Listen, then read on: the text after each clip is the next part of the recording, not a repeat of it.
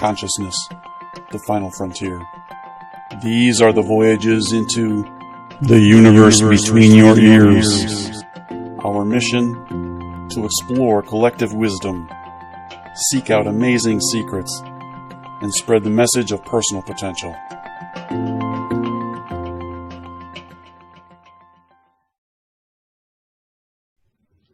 All right, hello everyone out there. Welcome to the universe between your ears. I am Tim C. Starr. I am your solo pilot for this particular voyage. Gabi is unable to join us, I believe, for this time. So it'll just be me and our guest. And let me just introduce him. I guess his name is Andrew. Andrew, did you say your last name was Wiedemann? Wiedemann. Okay, sorry. And in his own words, I'm in my early 30s and still very much a work in progress. Come a long way from my 18-year-old self. I was undisciplined, unmotivated, and overall not driven. My biggest transition occurred in the U.S. Marine Corps, where I gained a lot of my discipline and drive. I'm now striving to be a better person, more healthy, and a better father. All of them worthy goals. Thank you for joining us. Thank you for your service. I want to also mention you've got which is really how we got connected in the first place. You have your own podcast. Yes. That I love the name of. Comfort is a Crutch. Yeah. And so we may actually just want to start with that and the idea behind that. And it's kind of a thing that, you hear a statement like that and you immediately form an opinion about what that person saying it means, but you may or may not be right. Right, of course. So why don't you, give us a little bit of your background first, and then how did you come to be starting out with the podcast? How did you get started? The idea for that, and how'd you end up there? I got into listening to podcasts probably about a year and a half ago. I started getting really into listening to them. Just people talking. I love talking about things that I'm passionate about. I love listening to people talk about things I'm passionate about. So I found a lot of podcasts where people are talking about stuff that I'm passionate about. So it was perfect. And after a while, I was like, I should look into, making my own podcast. And after a while, I started to I ended up getting some free software to record. And I spent a lot of time staring at the record button. I couldn't even get myself to record for myself to listen to it. It was really strange how difficult it is to just speak into a microphone when nobody's there listening to you. You're just talking. It seems like you're talking to yourself. It just doesn't seem natural. So it took me quite a while to even get to that point. And then once I was able to talk into the microphone, I needed a concept of what I was going to, talk about on a podcast and what I was going to name it and how I was going to go about it. And I started to realize that part of the reason why I wanted to do it was to make myself more driven, more motivated.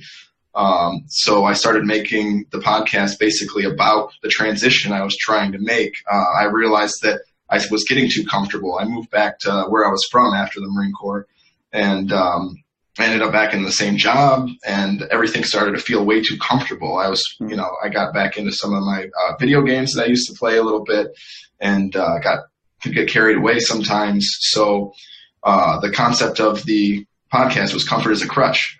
You keep leaning back on that comfort, you're just not going to move forward. You're not going to attain the goals that you were setting out for. And sometimes you got to throw the comfort aside and just dive in and start going to it. Right. And that's kind of what I was trying to do. So I changed my diet because I picked up about 20 pounds after I got out of the Marine Corps. And it took me about a year and a half, 2 years, and I picked up 20 pounds. And I was like, that could easily become 50, 60, 100 pounds. If you just keep staying comfortable. That is pretty quick. How long were you out of the Corps before you came to this point? I got out in 2016, April of 16. All right, so 2 years. A little over 2 years now. If my math is any good. Yeah. Thank you, Chicago Public School System. So that's a pretty quick short time frame to sort of get comfortable and get into your old groove, and then somehow come to this inner realization that it's not a good thing. Yeah. Right. I mean, a lot of people just never go there. Right. So, well, kudos to you for doing it. Number one, let me try to. I got this camera that decides to just go out of focus on its own, and it'll do it again. So you figured this out. Was there any sort of, was there an epiphany kind of thing that happened to you that said, I got to make a change, or what was? Because you know what I mean. I have to kind of rewind a little bit. Basically, so when my wife was pregnant, we had a lot of issues. We ended up in the hospital for about 10 days. She had some complications. I don't want to get too deep into that, but we just had a lot of stuff going on. It was crazy. Just kept going. And so it was just all hectic. And then once my son was born, any parent can attest to the fact that it's very hectic for a while. So there was about a month there that I was just trying to get by, basically. The kids keeping you up all night. You're trying to get back to work after a couple of weeks and learning how to live with having an infant around. It's not the same as before. Right. So it was about a month and a half after my son was born that I started to realize, like, I just kind of want to be better for him. I'd like to be a good example for him. I don't want to show him that, get old and then just play games and don't, push yourself to your limits and all that kind of stuff. So it was mostly my son being born, which it wasn't like instantly like I saw him be born and I was like, oh, let's do this. I was experiencing that. And then once I had experienced that and started to get a feel for it, that's when I started to realize, like, hey, I was getting pretty comfortable here. And once I get this parenting thing down, I could just keep this path. You know what I mean? I wonder how many people just started laughing at that comment. Right. Once I get this parenting thing down. All right. So that makes a lot of sense to me that, because a lot of people express really that same sort of mindset shift where you have a child and suddenly you have a new perspective on the world and your perspective of what your responsibilities are changes. Oh yeah. Right. You're no longer able to just be the kid in the house. Right. And now you have to be dad. All right. Cool. So,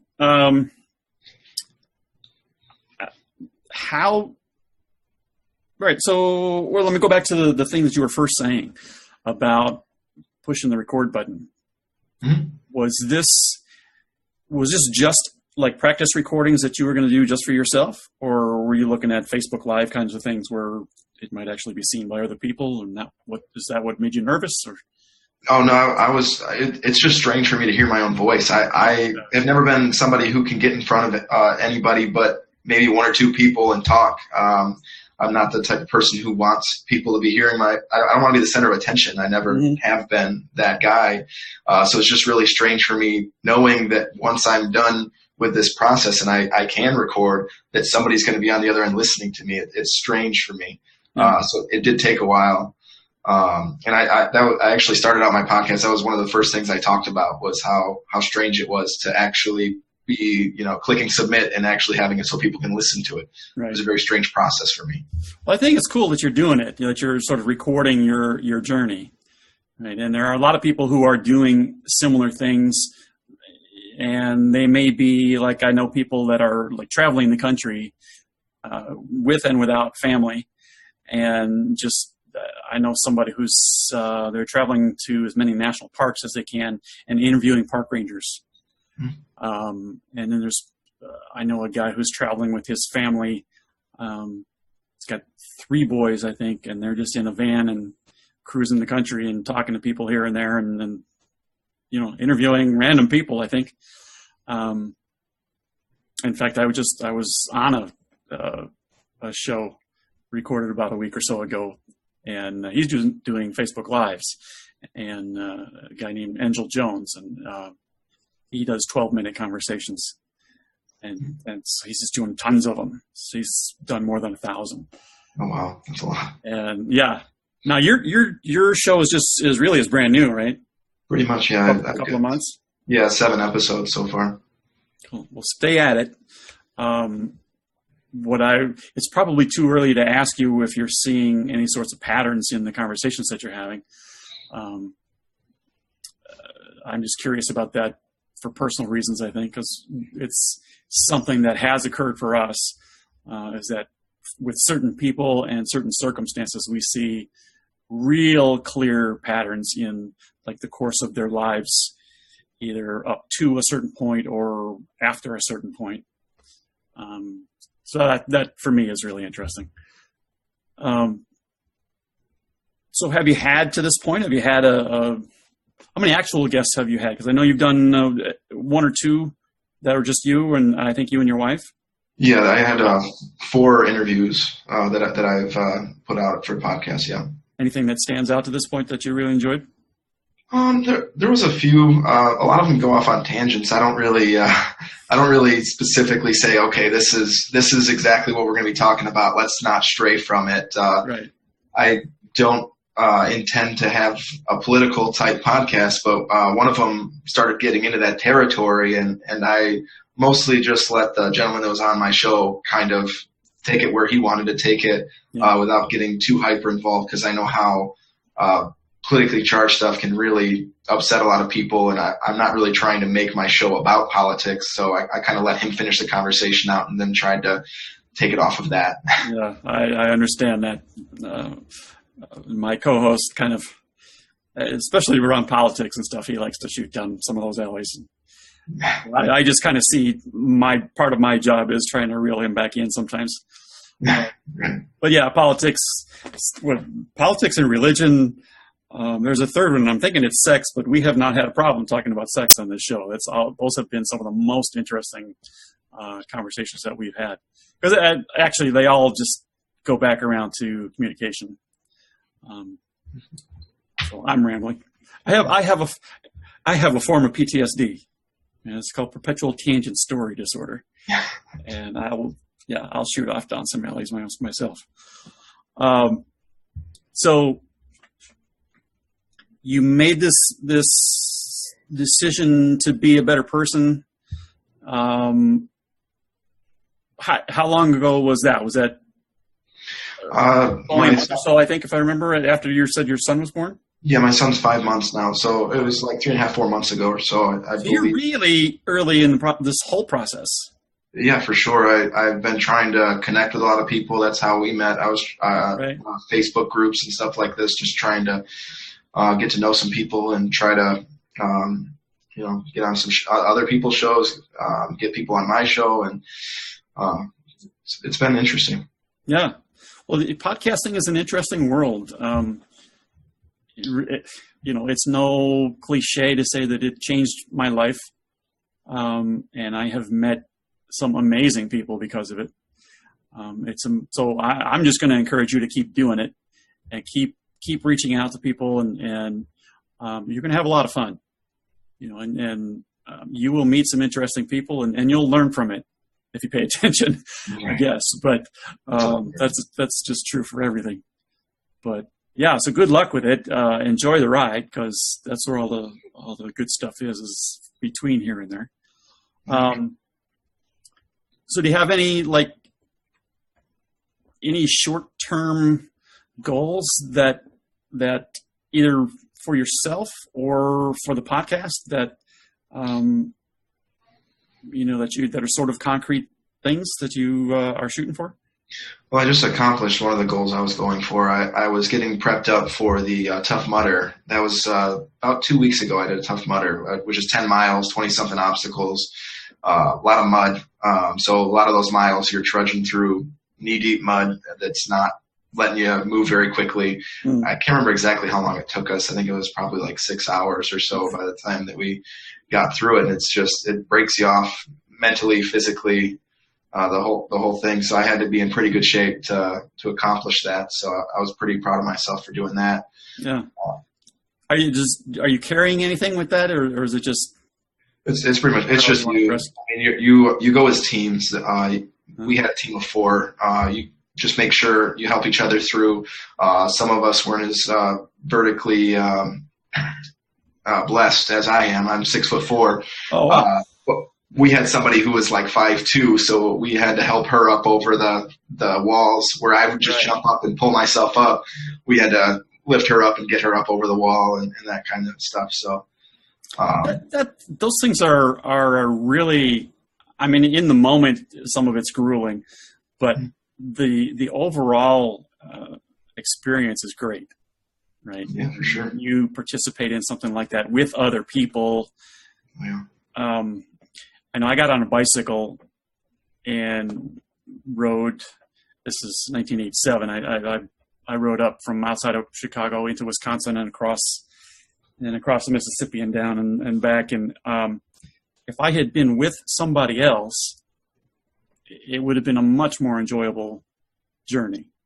I mean, there still would have been. It's still a grind climbing the hills, and when it's raining in your face and cars honking at you or whatever, that stuff is no fun. But the overall experience shared with other people is, I don't know, somehow there's more value in that. Yeah, I've done jungle warfare training while I was in the Marine Corps too, and that's a lot of teamwork as well. And as much as it was very grueling, it was real tough. A lot of the stuff was, you don't think you're going to make it through it when you're doing it. But when you're working with your team and they're helping you and you're helping them, it kind of it takes you up a few notches physically and mentally from where you thought you could be, because you're there for the other people you're with.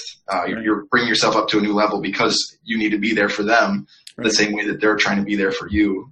It kind of just raises your level of accomplishment, you know? Yeah, and there's an accountability thing that, we won't hold ourselves as accountable if it's just us, as we will if we think other people are depending on us. So, yeah, absolutely. Sure. Let me check back into my notes here. This is what makes good radio, good podcasting right here. There was something that you said in the questions that we forced people to fill out. This goes back to the comfort as a crutch idea. And you said that in order to be successful, you have to get uncomfortable. Oh, yeah. And I just want to explore that a little bit, because that's a kind of a message that somebody says that, and the person hearing it, the person receiving it, may or may not hear the same message that you're delivering. Mm-hmm. Right? So I want to, if you would, just expand on that a little bit. What's the bigger meaning to you in that idea? To me, I mean, if I hadn't made myself uncomfortable to talk in front of the push record and start recording and to be speaking where somebody's going to actually hear what I'm having to say, and possibly many people are going to hear what I have to say, then I wouldn't be sitting here talking to you right now. I wouldn't be having the experiences that I'm having. I've talked to several people that are very interesting and kind of opened my mind up to some stuff that I mean, even if this podcasting thing doesn't go anywhere, and I don't, gain some grand audience, a lot of the things that I'm learning and gaining from this is huge. And I had to get very uncomfortable in order to get here. I mean, if to change my diet, I had to get very uncomfortable. I went from, pizza, like the amount of carbs that I was intaking was insane. And it was all complex carbs. It was all bread, pasta, sweets, sugar, everything, and I changed my diet to the keto diet, which if you're not familiar with it, it's basically keeping your carbs very low, no bread, no pasta, no sugar. You have to look at the label on everything you're eating, basically, and you have to keep your carbs under 20 grams. And all the carbs you're getting is from basically vegetables and a couple, I think something like cheese sticks had like a gram of carbs in them. You have to be very careful. Yeah. I dropped down 20 pounds. My 3-mile run time went down like 3-4 minutes. You really have to, it was not comfortable. I wasn't like, oh yeah, no, I get to eat this, stuff that I wasn't that excited about, because it takes a little while to be able to enjoy food again. Yeah. When you're changing your diet to that level, it's tough to be able to say this food is really good, I'm enjoying it, when you're used to the really comfortable Your food. body is craving the other stuff. Oh yeah, my body was very much craving all the sugar, all the bread. I was going to say, especially sugar. Yeah, I've been through sugar withdrawals and had no idea what I was in for. No. And I found out, 6 months later, well, that's why I had a migraine for 3 days. Okay. Yeah, caffeine too. I was big on soda growing up, and when I dropped soda, that was a tough day for me too, or tough couple weeks. I'll be honest, it was probably more like a month, because I just dropped it cold turkey and started drinking a lot of water, and that's hard.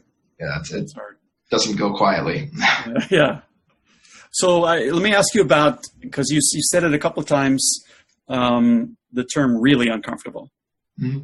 Because that's going to be something that's open to personal definition, right?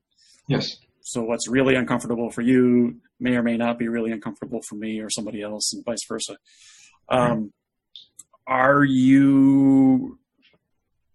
What's your gut feeling on the idea that to make change, you've got to get really uncomfortable versus a little bit uncomfortable?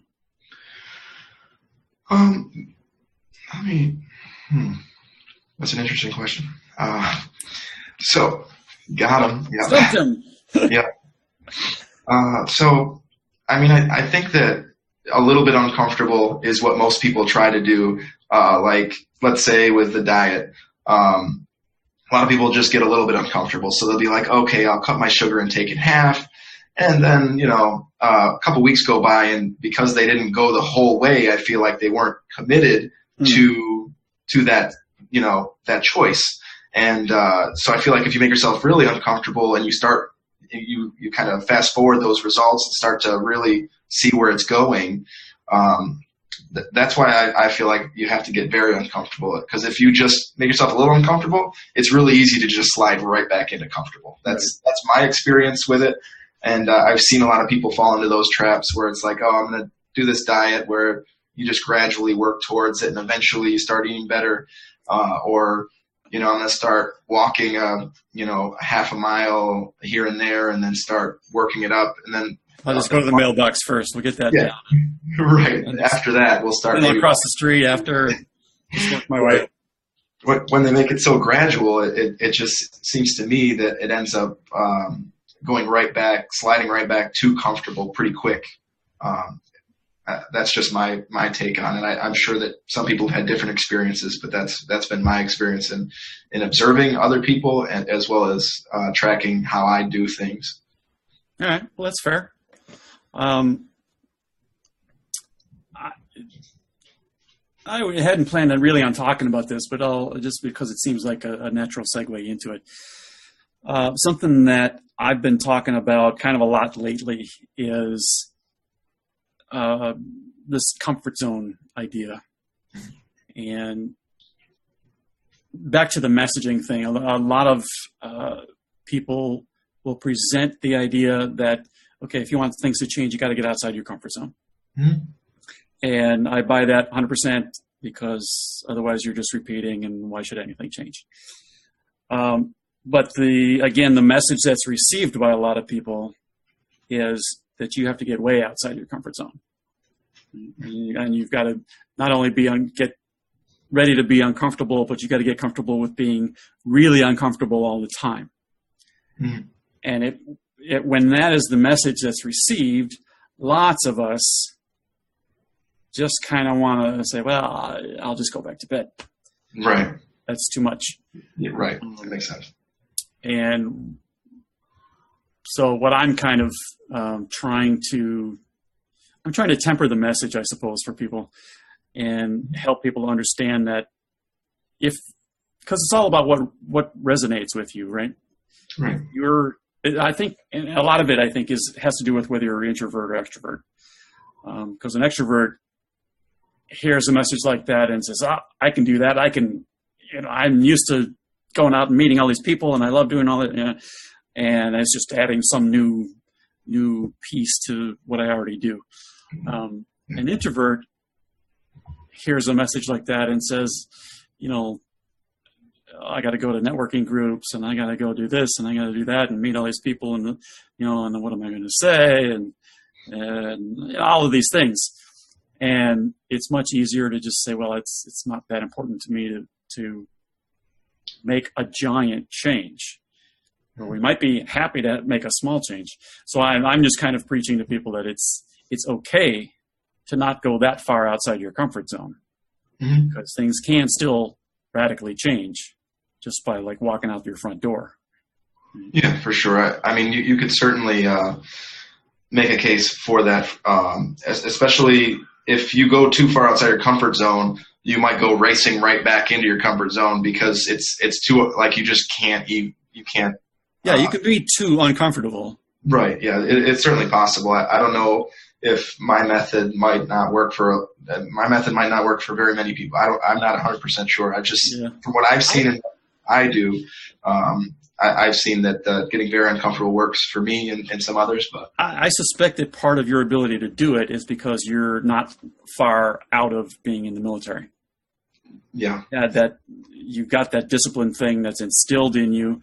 How long were you in? 4 years. Just 4. Okay. So, but even so, 4 years is a long time when you've got daily, structure. You develop some real true habits. And so it's easier to take those things and apply them to things outside. If we were having this conversation 15 years from now, your results might be very different. Oh, yeah, definitely. I could certainly see that. Yeah. While we're on the subject of comfort zones and stuff like that, I wanted to share something that my senior drill instructor always told us at boot camp. He always told us we needed to learn to embrace the suck, is the way he phrased it. And that's kind of the thought process. That thought came up a lot when I was thinking about calling my podcast "Comfort is a Crutch," because that's basically the same idea. Yeah. You learn to embrace the stuff that sucks sometimes, and that's definitely what we did at boot camp, and that's kind of some of the thought processes I've had in this podcast stuff. Yeah, well, I think you and I had a short phone call a couple of weeks ago when we were kind of setting this up, and I think I probably brought up the Abraham Hicks materials. I don't know if you were familiar with them or not, but part of what is taught there is what they call contrast, right? The suck is contrast, and it's basically the idea is that it's, you want to learn to appreciate the contrast. You're not going to like it in the moment, but it's in that contrast where you have the opportunity to learn something. Oh, yeah. Right? It's if you were able to just snap your fingers and go from here to wherever it is you want to be, or just have whatever you want to have, it's not going to satisfy you because you haven't learned anything in the process. You just wanted it because you think it's going to somehow satisfy you. And, it's great. I would love to have somebody, just knock on my door and deliver a brand new car. Right. Suitcase full of money, whatever. Yeah. The money would be better even. Right. But I wouldn't have the same appreciation for it. I'm a little older now, and I've learned some lessons, and I would, but compared to 15 years ago, I would not have. You just don't have the same appreciation because there's no work involved. You didn't earn it. You didn't learn anything in getting it. You didn't. I think that's part of what makes us human is that we need the contrast. We need the suck in order to learn something. And if we don't learn something, then we keep looking for more of the contrast, whether we realize it or not. Definitely. I like your drill instructor. He knew what he was talking about. Yeah, he seemed to have a couple things right. Cool. I don't know, man. I'm almost feeling like we've exhausted this a little bit already. So I'll share this with people. You're moving to Florida. Yes. From where are you at now? I know you're East Coast time. New York. New York. Okay. Western New York. We're just outside of Rochester. Okay. I am not familiar. I've not spent any time in there. Yeah, well, we always tell people that there's New York, which is what everybody thinks about the city. Everybody's thinking, what do they call it? The cement gridiron, whatever it is, the cement gridiron, something along those lines. But then there's Western New York, which is a lot of the towns around here. The cows outnumber people. There's just a lot of beautiful, nature and all that kind of stuff going on over here. But yeah, no, we got some job opportunities, and my wife's family is all down in Orlando, Florida. So that's where we're heading right now. It was all pretty sudden. About 2 months ago, somebody reached out to me that I put my resume in there a while back, and they reached back out to me about 2 months ago, and I was like, well, let's hear it out, see what's going on. It ended up panning out, and everything works for the family to head on down there. So that's what we're doing, even though it's going to be very uncomfortable to bring it back to point here. Yeah. I think you probably missed the worst of it for this year, though. But But, so I find that interesting because if you observe, and we can all do this, if you look back at things in your life, you will see how the universe opens doors, and when one opens, a lot of the time multiple doors open. Oh yeah. And different opportunities show up all at once, and then you have to choose. Then you got to figure out which is the smart one to pick, and which one should you just ignore. Yeah, and making that decision isn't comfortable either, because you're always wondering what happened if I walk through that door. What about this door? What's going on? A lot of times people sit there staring at those 3 doors and never make that choice, and just stay where they're at because they're not ready to figure that out. Well, making the decision is outside the comfort zone. Very outside. No matter what it is. Oh yeah. And, we have we've got the built-in lizard brain fight or flight mechanism that says that anything that's new has the potential to kill us. And so we're going to resist anything that's new. Yeah, my body, my mind definitely resists change as much as I'm seeking it. I just keep, my body just wants to shut down whenever I'm trying to change everything up. It's not interested.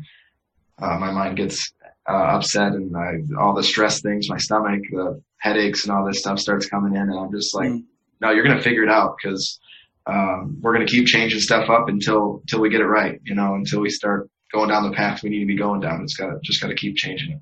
Yeah. Well,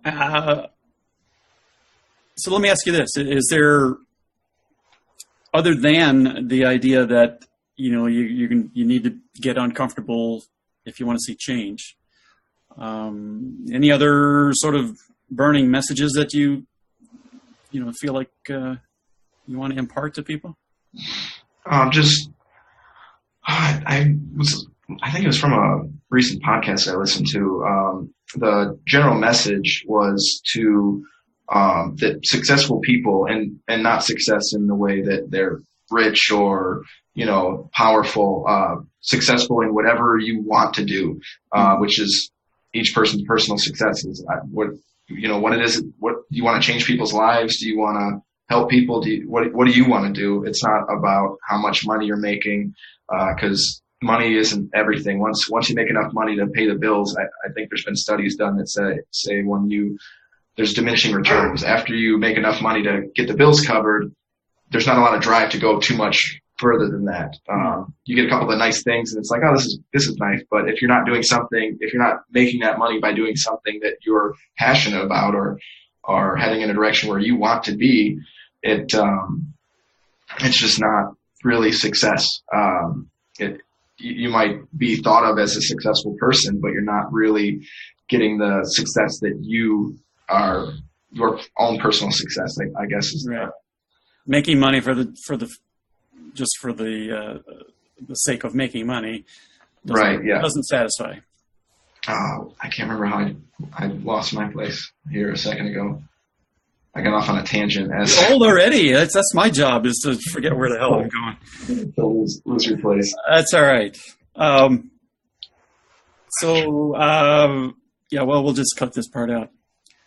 We just sit here and stare at each other, scratching our heads. Achieving a goal just for the sake of achieving the goal is empty satisfaction. It just doesn't last. I remember where I was heading. Basically, the most successful people set goals, and before they even reach those goals, they've already set new goals. So they never get to that point where they're like satisfied with what there's not a point in your life where you should just sit there and just be really just fulfilled, and that's all you needed to do. I mean, I guess once you get past the age of retirement, you can do that if you'd like, but even then, I feel like the happier people who are in their retirement are still out there doing something. It doesn't have to be, a day job. Maybe they're volunteering. Maybe, they're helping their kids or what have you. But I think if you just allow yourself to hit a goal and then you're happy with it, and you just, sit there and marvel at yourself for accomplishing your goal, you're not gonna succeed. You're just gonna sit there overthinking the fact that you just accomplished what you wanted to.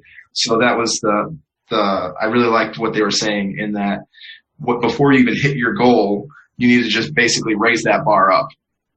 Just keep making it, just keep going to the next level, because otherwise you can just sit there and rest on your laurels, as they say, and just be happy with what you've done. And that drive kind of can die down a little bit, and maybe you start getting comfortable and not, chasing the next opportunity.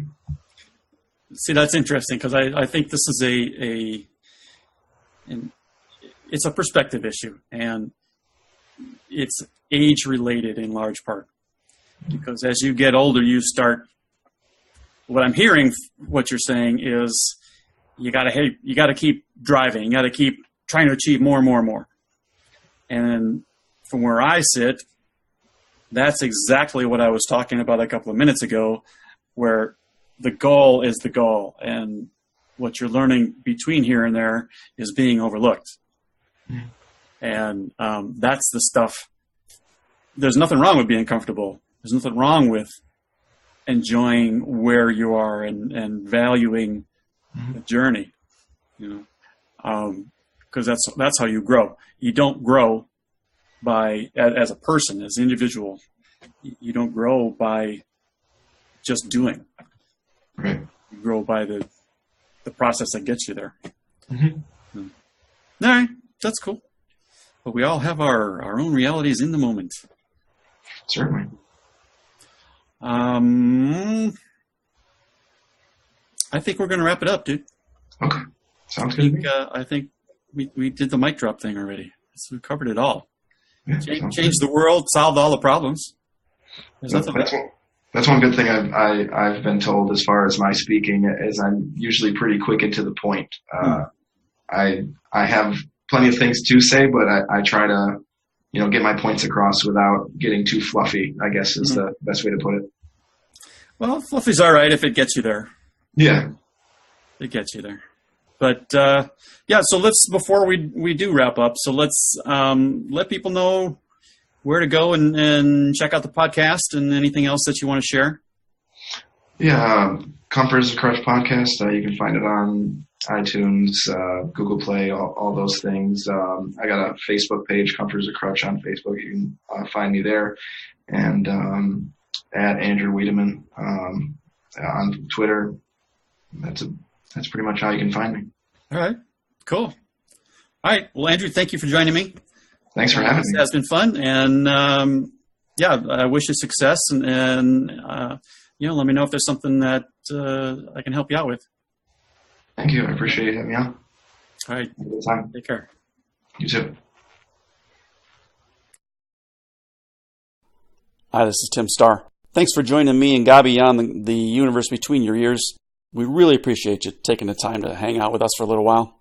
And we'd like to see you again. So be sure to subscribe wherever it is you're consuming the podcast from, whether it's YouTube or Stitcher or iTunes or whatever the hell else is out there. We want to see you again. We also want to hear from you. So let us know what you think of each episode. Let us know if you got an idea for a future episode that you think would be just killer. Absolutely, let us know. All right? Thanks again, and we will see you next time around.